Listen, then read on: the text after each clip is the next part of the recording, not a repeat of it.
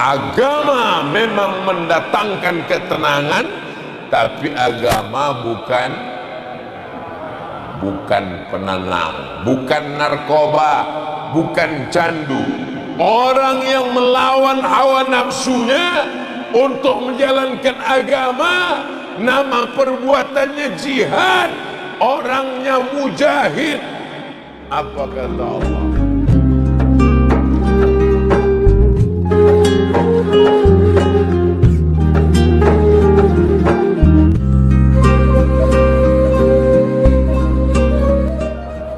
Saudara yang dimuliakan Allah Subhanahu wa ta'ala, ini juga bagian dari jihad. Kenapa? Melawan ego, melawan hawa nafsu. Untuk apa Ustaz sampaikan ini? Kita sudah sampai di awal Sya'ban. Tak lama lagi nisfu Sya'ban. Nisfu Sya'ban itu insyaallah tanggal 7 Maret, 14 Sya'ban, malam 15. Apa yang terjadi? Ittala Allahu ala jami'i khalqihi lailatan nisfi min Sya'ban. Pada malam nisfu Sya'ban semua diperhatikan Allah.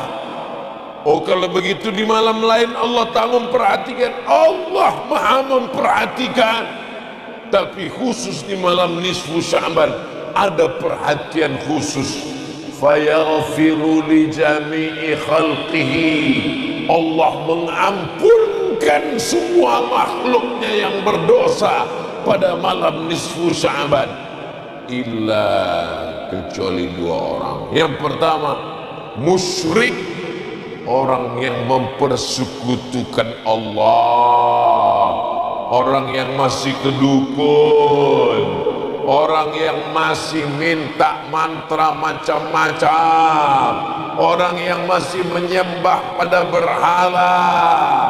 Lata, Uzza, Manat, Hubal, Jibti, Taghut.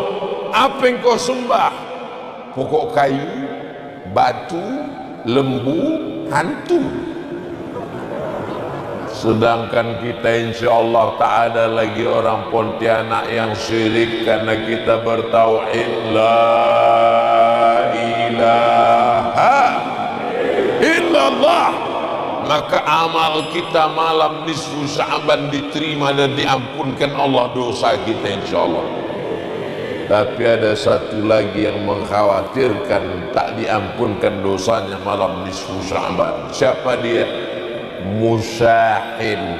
Musyahin, orang yang belum berdamai, belum bisa mendamaikan dengan dirinya. Sebelum kita berdamai dengan orang, kita berdamai dengan diri kita sendiri dulu.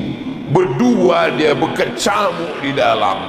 Kata yang di dalam, maafkan aja. Kata satu lagi bisik, enak aja maafkan. Orang yang dendam itu menghabiskan energinya banyak sekali. Yang pertama, mukanya mesti distel cemberut macam jeruk purut, dipijak gajah, ditabrak truk.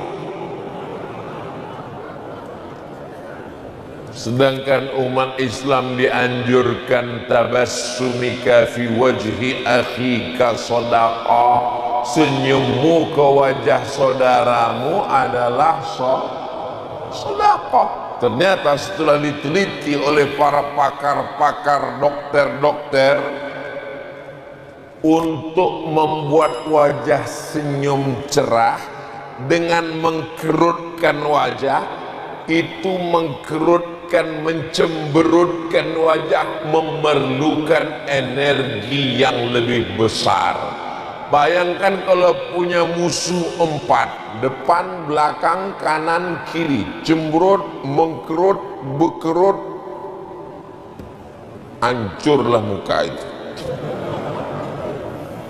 habis energi.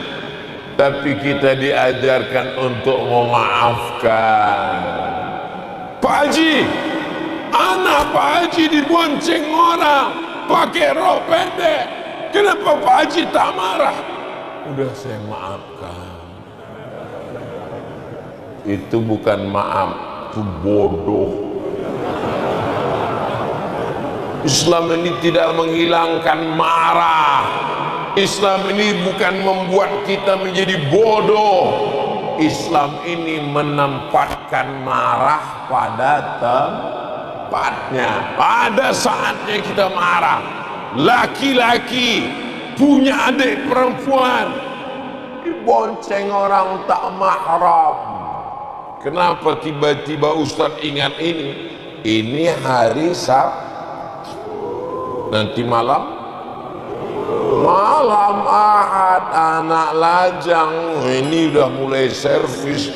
Masa jalan-jalan mogok di tengah jalan, knalpot yang sudah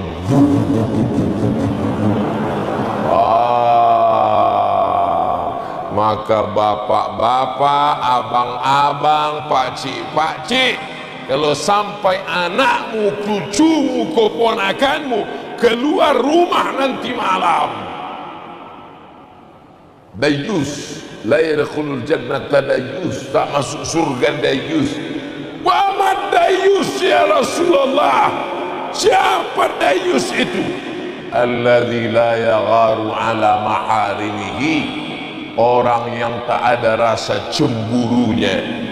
Jadi agama ini bukan hanya menenangkan, tapi dia membuat menggelisahkan. Kenapa adik saya tak berjilbab? Kenapa anak saya belum pakai baju kurung? Kenapa keponakan saya belum pakai hijab? Menggelisahkan. Tapi gelisahnya karena Allah. Adapun anak muda yang selalu gelisah waktu sedang di sekolah, gelisah nanti gimana kuliah, sudah kuliah gimana kuliah nanti selesai, setelah selesai gimana nanti punya istri, setelah punya istri gimana nanti punya anak. Mau sampai kapan kau begini? Akhirnya semua naik, asam urat, asam lambung, asam pedas naik semuanya. Ada kita disuruh tenang, semuanya kita sangkutkan kepada Allah. La haula wala quwata illa billah. Tasbih dalam gelap malam, dalam gelap perut ikan, dalam gelap laut, 3 gelap. Malam gelap, perut ikan gelap, laut gelap, bertasbih la ilaha illa anta subhanaka inni kuntu minadh dhalimin. La ilaha illa anta subhanaka inni kuntu minadh dhalimin. Nabi apa itu? Nabi Yunus ditelan dalam perut ikan, malamnya gelap, perut ikannya gelap, lautnya gelap, tidak ada jalan lain kecuali bertasbih mensucikan Allah, minta ampun kepada Allah. Agama memang mendatangkan ketenangan, tapi agama bukan penenang. Yang suka buat baju kaos boleh ditulis agama memang mendatangkan ketenangan, tapi agama bukan penenang. Tapi kalau punya baju kaos yang bertulis-tulis, janganlah dipakai sholat ke masjid. Takutnya jamaah di belakang menengok, tengok selama sok-soman begitu.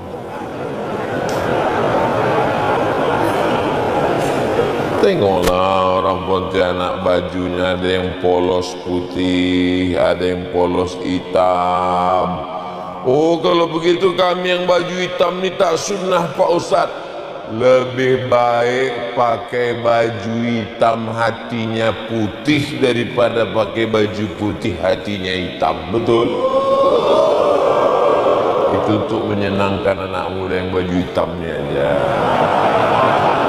Kalau pakai baju putih ini cepat nampak dosanya, cepat nampak kotornya.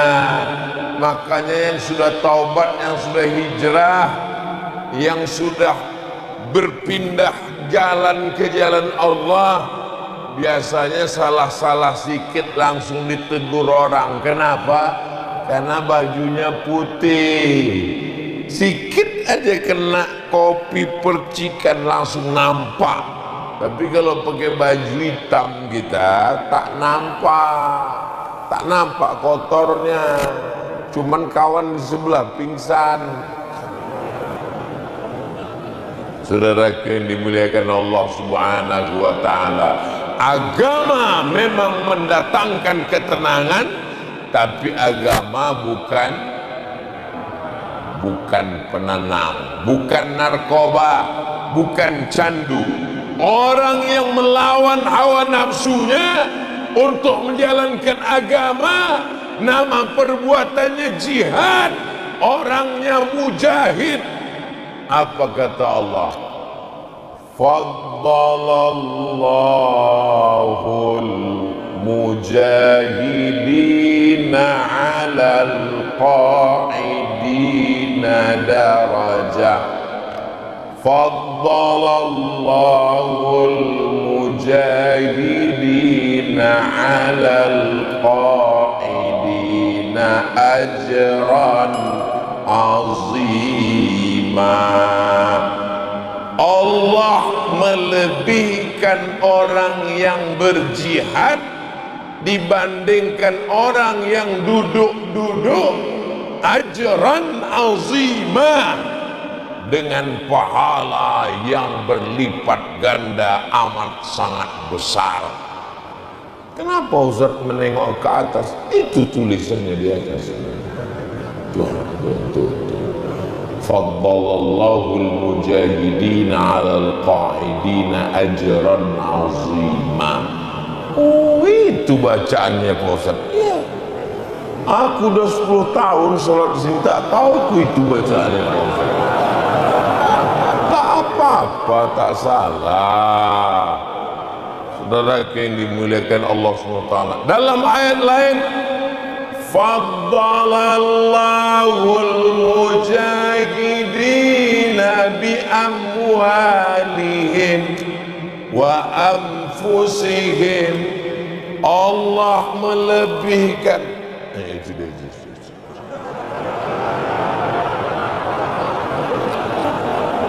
Faddalallahul mujahidina bi amwalihim wa anfusihim. Orang yang berjihad dengan hartanya, dengan nyawanya, dengan dirinya, alal qaidin, dibanding orang yang duduk-duduk, yang santai-santai, yang tenang-tenang, karena dianggapnya agama ini penenang. Maka mereka ini mendapatkan balasan yang besar, yang berlipat ganda, darajah, satu derajat, satu tingkatan di hadapan Allah SWT. Mudah-mudahan kita ini termasuk orang yang risau menengok umat ini, insyaallah. Amin. Tinggal di pesantren, tidak mampu, orang maaf cakap berzina, dibuang anak, dimasukkan dalam kardus, dititipkan di tepi jalan, dimasukkan ke kresek, dibuang. Rupanya ada orang tulus, kiai-kiai, alim ulama, membawa makanannya ikan asin berulat, WC tak ada, anak-anak santri di bawah pokok karet, orang masyarakat mengamuk. Kenapa? Karena kalau dia memotong getah karet pagi tepijaknya celakanya pesantren ini. Mau ngamuk dia. Ada rupanya orang yang risau menengok anak pesantren tak makan. Makan beras catu, beras dicampur jagung, campur tiwul. Makan satu hari hanya sekali. Sekarang apa yang terjadi?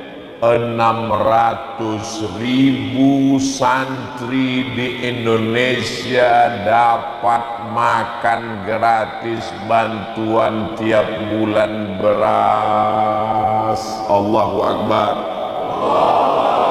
Allahu Akbar. Allahu Akbar. 65.000 pesantren dari mulai Aceh sampai Kalimantan sampai Sulawesi sampai Tidore, Ternate, Maluku. 600.000 anak santri, 2 kali jumlah haji jamaah haji Indonesia. Jamaah haji